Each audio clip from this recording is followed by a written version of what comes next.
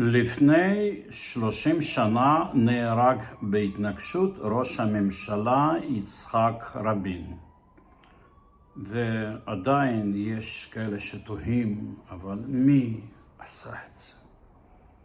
יש כאלה שעדיין יטענו שהשב"כ רצח את ראש הממשלה יצחק רבין. דהיינו, ראש הממשלה יצחק רבין, שהוא ממונה על השב"כ, נתן הוראה לשב"כ להרוג את ראש הממשלה יצחק רבין.